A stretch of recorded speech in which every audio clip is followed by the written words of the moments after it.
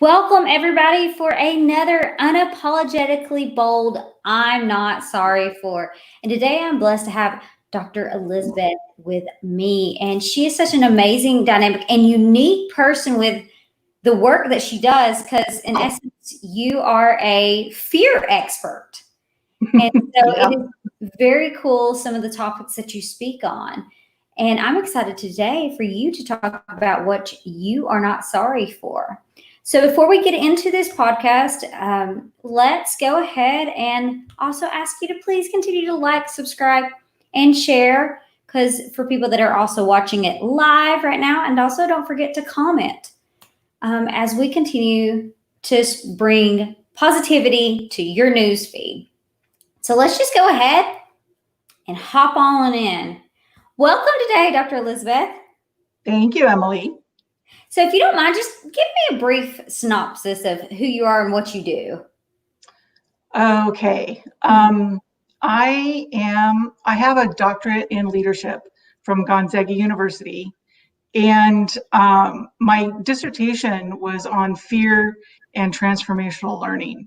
And it was through that whole process that I came to understand fear in a very different way than I had for like the rest of my life. And I actually had to argue with people that I was very intimidated by for my ideas, and had some very fulfilling outcomes as a result of that. And these days I am an independent consultant.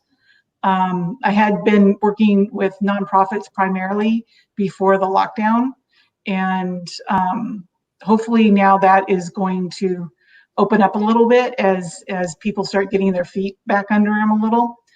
And I'm also working on a book that is hopefully going to help people understand fear in this new way that brings them more agency in their lives, and is a way to sort of like take your power back when you're being activated around things that are scary. And there's a lot that's scary.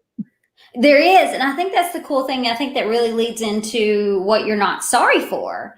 And so, if you don't mind, just tell us, what are you not sorry for? I'm not sorry for not doing what I'm told. And as I grew up as a very good girl, and it didn't get me anywhere. And now that I have just embraced this fear expert place, I resisted for a long time calling myself an expert in anything. But I Even do with a doctorate? Even with a doctorate. But yeah, somebody pointed out to me, like, you know more about this than anybody else. Mm-hmm. And you keep learning about it. So that's the thing, is that I haven't, there's been more research coming out since I finished my studies, like over 10 years ago now.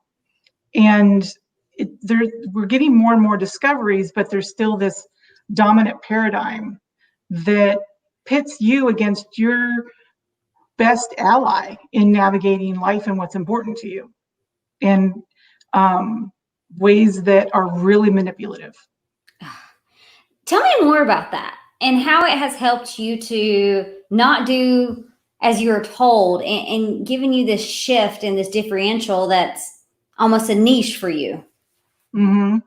Yeah, one of the things that I'm really grateful for, I'm a big nerd, and I ask a lot of questions. That ultimately, that's what a doctorate gets you, is it teaches you how to ask really good questions. And so I'm always critically assessing whatever anybody's telling me these days. And part of what is really helpful with understanding fear as an ally, rather than something that is something that you should ignore or get over or not have anymore, understanding it as an ally helps you understand what is important for you and in this moment. And that can change for a lot of people. Sometimes, there's like this core thing that's really important to you over time. Other times it's like instances. What is it really important to pay attention to this thing or that thing? And so that kind of brings it around to the manipulation part. Is in our consumer attention economy, our attention is being sold, is being marketed, and we're not making any money off of it. Mm-hmm. And our fear is our basic emotion that guides our attention. And it's how we've evolved. It's how, our ancestors did not get eaten. Mm-hmm. And so it's very, very useful for us. And because it is what grabs our attention, this is how marketers, politicians, people with any kind of an agenda, when they want to grab your attention, they will scare you, because then you're paying attention. And that's so true with my work. The one thing I always said is fear mongering is the easiest to do. It doesn't take much thought processes for it. Like, I can scare you to death with facts. And I guess the more education you get, the more research you get, the more facts you can get on top of it. And shoot, Mm-hmm. you don't have to have that as well. You can just Google it, and now they're making up articles just to scare you. So how do you lead with fear, but not in a fear-mongering approach? That is a perfect question. So leading with fear. So thinking of fear as your capacity to pay attention to something. And it's basically telling you, pay attention, this is important. So as fear arises in you, notice what is triggering it, and if you can, unpack it. I mean, if it's, a slobbering dog staring you down, you don't really need to unpack that. But most of us don't have to deal with like imminent threats to our physical safety on a day-to-day basis. And that, okay, now I have to back that up. There are people that have to deal with that on a daily basis. The protests that are taking over our country and our world is, proof positive that people are willing to put their lives on the line to stop living like that. And even in that, so they're walking into, our activists and our protesters are walking into physical danger, because doing that is preferable to constantly being afraid of being killed every time you drive or you walk to the store. Mm-hmm. And as a leader, understanding that fear is what brings attention, you can talk about what's important for all of us to share without scaring people. Mm-hmm. Like, a lot of people talk about like feel the fear and do it anyway. So there's some truth to that, because if you're feeling fear about like talking to someone you admire, because you've built up all these ideas about who they are and what they think, and believing that your fear is telling you that you shouldn't do that it's dangerous, isn't accurate. Your fear is telling you that talking to this person is really important to you. And if you talk to that person, even as you're afraid to do it, that's feeling the fear and doing it anyway. Mm-hmm. But it's not like ignoring your fear. It's listening to your fear that this is important and do it. And sometimes your fear is telling you this is important. You take a look, it's like, oh no, I want nothing to do with that, right? So like you get in with a new group, like a new community group or something, and the hairs on the back of your neck are starting to stand up, and your stomach's starting to roil a little bit. You don't quite know what's happening, but you know that it's, and you just start looking and you start noticing how people are like, the words that they're using or the behavior that they're doing around you that just doesn't sit well with you. And so you're out of there. Now, some people would say, well, you just need to stick it out. If you're just nervous or whatever, you just stick out. That's not necessary. Mm-hmm. We've been taught that our natural instinct is to fight or flee, but that is literally conditioned. So I found out through my research that fight or flight thing is based on some research back in, I think, the 50s of male rats. Mm-hmm. So, and then, the scientists, very good scientists, published their findings that these rats, when presented with something threatening, they fight or they run. The media at the time ran with it just like ours does now and says, oh, our natural response to fear is fight or flight. Yeah. And it's a huge disconnect, right? And so now there's been more research, some that came out like 40 years ago that few people know about, that went through that, basically did that same sort of study, only instead of male rats, they used men and women, humans.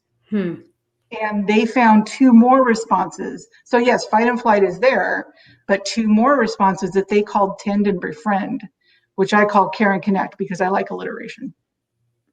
And so now we're up to 4 responses.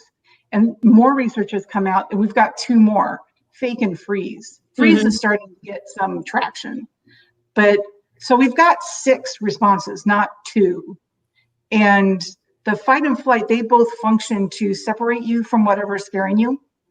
Even, if you fight it, you conquer it, so it's gone. You're separated still. And you flee, it's obvious. The care and connect keeps you engaged with what's scaring you. So that's the fear, feel the fear and do it anyway. And then the fake and the freeze, they both operate to buy you time. Like, if I just hold still, maybe the scary thing will go away. That's kind of what we're doing with lockdown. Like, just hold still, wait for it to go away. And the fake is like, like a lot of us will make ourselves look bigger or more intimidating than we actually are. And when something's scary, like we'll fake like we're really dangerous to try to buy time with the thing that's scaring us. So all of us use all of those all the time. And it's so cool too that you've even known that, because it goes back to what you're not sorry for, because you took something that they told you, hey, this is what fear is, like I've been told, and I'm a physiologist, like it's fight, flight, and we know freeze. But I love how you've added and you just explored and you looked for more, that instead of taking what is told to you, and I call that a growth mindset. So how has this helped unleash you even more after the fact to help others? Yeah. So my goal when I got my doctorate was I felt like I wanted to be a professor. I'm a big nerd again, and I love teaching, I love reading, I love talking about big ideas. But somewhere in the middle, as I accepted my expertise and was talking with, like really famous icons, and they're like calling me friend, and we're like have a peer relationship now, which still just kind of blows my mind. I've come to understand that I can do more than narrow my focus in a classroom and teach about, like this particular period in literary history or something. And so what I've been doing is working particularly with higher ed and nonprofits to expand people's understanding of what is possible and challenge the status quo. I know that this is another really interesting thing that I noticed fairly recently, is a lot of our cultural stories, the character that maintains the status quo is the hero. The one that tries to break that or interfere with the status quo is the villain. And I started, as I'm like watching these shows like the Avengers or, those sorts of things, I start sympathizing with the villains, because I'm like, what they're protecting is not helpful anymore. And so let's try something else. And I think that I've kind of become a child of our times in that way. And that's unique too, in the aspect that you're continuing to use what you're not told to help, in essence, morph the next generation of not exactly what they need to be told, but an invitation for new ways of thinking.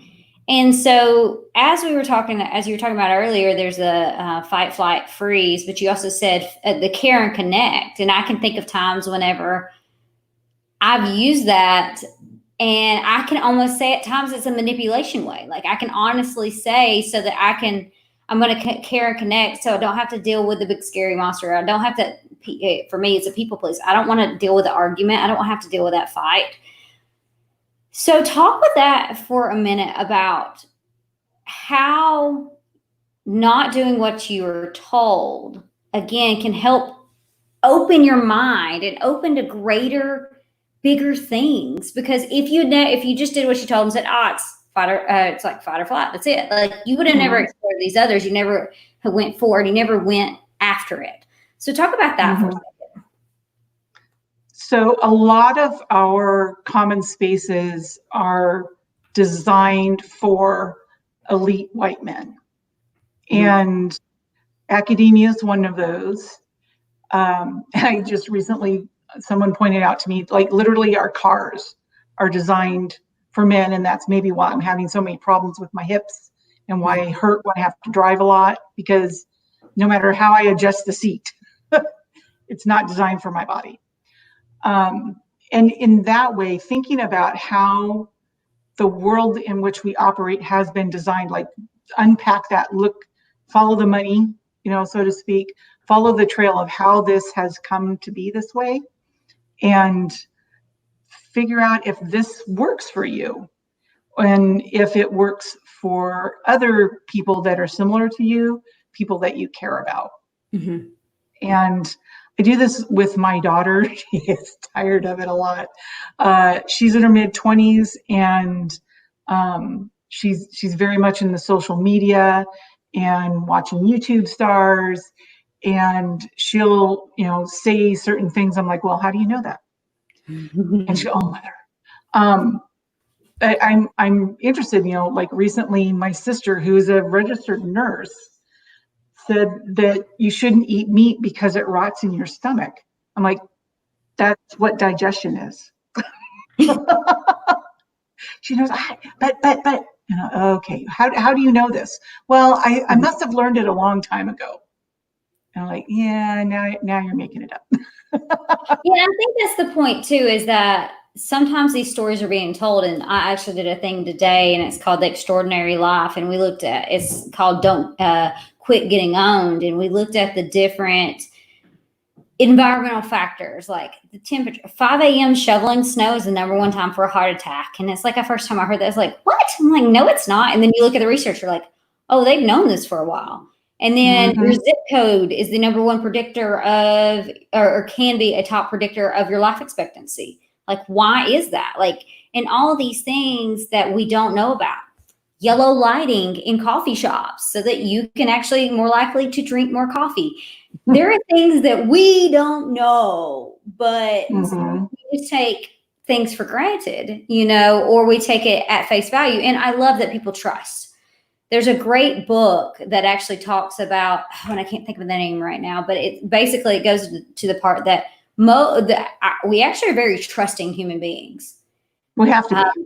Yeah, and it's the thing, it's the survival is to trust others. That there's actually very few times where we're, especially in a human to human contact, like, I'm going to trust you because I'm talking to you and I have a conversation. There creates that connection. Therefore, comparative to the big bag scary people are actually usually people that we trust and that we didn't think at a lot of the times in our sphere of influence that would hurt or do things to us.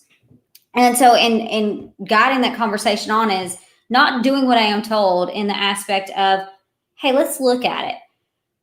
And you can speak more to this too. One of my biggest frustrations I have with social media is the world is doom and gloom. It's bad and it's awful. But you ask people if they know anybody personally that is horrible, they can't name one, but they'll stereotype based off of the political party or whatever it may be. Talk to that for a minute on not doing what you're told and actually going out and connecting with people. Which is more complicated in these 2020 days. Part of that, particularly around social media, is it started with cell phones. I noticed this as a professor on college campus in the late 90s. People would, rather than talk with the people that they were physically with, they would be on their cell phone. And it starts that trend of choosing who you're going to interact with. So the value of diverse interactions and strangers is immense. We don't even know. I realized the other day, like, I really miss talking to strangers. Mm-hmm. Like, even when I go out to the grocery store, like I can't really like have an exchange with the checker or anything. Like, you have to be so careful, right? Mm-hmm. And part of this too is with like social media, like Facebook or Instagram or Twitter. Again, fear is what gets your attention. So these rage waves that happen, they grab people's attentions. Like, people are really upset. Something must be happening. I have to look at this. And if you're not careful, that can become your world. Mm-hmm. So what you believe is what you experience, and vice versa, right? Mm-hmm. So when you are in a bubble of these rage waves, or people saying that, humans are horrible, had very intense argument with a philosophy professor about that. It's what you're looking at. So like the argument with a philosophy professor, he was presenting us with a study of that humans are basically violent, and the Mm-hmm. study was based on killing other humans, everything from a single murder to war. Mm-hmm. And like, well, did the study take into account taking care of babies? Did the study take into account anything that women do? Mm-hmm. No, it only looked at violent things. So you're going to find violent things. And with like these algorithms that are being produced by a particular class and demographic of people, they're going to look at certain things that they know, and they don't know everything. Mm-hmm. As much as they like to think they do, they don't know everything, and they don't know everyone. And so it's difficult when you get your information and your social connection just within these chosen groups of people. Mm-hmm. And I think that's such a good one to end on, is the aspect of just being aware, self-awareness, and being aware. And that's what got you to where you are. And it's not saying that anybody's way is better than the other, but it's just an invitation to, hey, take a moment and see what's kind of conditioned you to be and think and do the things that you're doing. And for me, I think the world's amazing. I think humans are amazing. I think the more I connect with humanity and connect with others, it's just great to see how much people care and are open or honest and transparent with their feelings. But it also took fear of me stepping out of a quote unquote comfort zone and trying something new. And what you were saying is that fear gives that attention. And how can we do that forward? So my final question for you is, people that are apologizing for doing what they're told day in and day out, almost being like a human robot, what would you tell to them? You are powerful. You do not need to apologize for your existence in this world. This world needs you.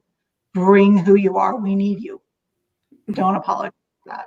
I love it. Such a great way to end. And this was such a great conversation, because I know me and you can get really nerdy really quick. And I love just the new things that you brought to my life, and adding the care and connection and things that I had not thought about, even with having a like, physiology is my thing, it's these things that every year it's like we're discovering more, but we do have to peel back this onion and peel back the layer. So I am so grateful and I am so thankful for you. And I appreciate everybody that listened. Have an awesome day. You absolutely deserve it.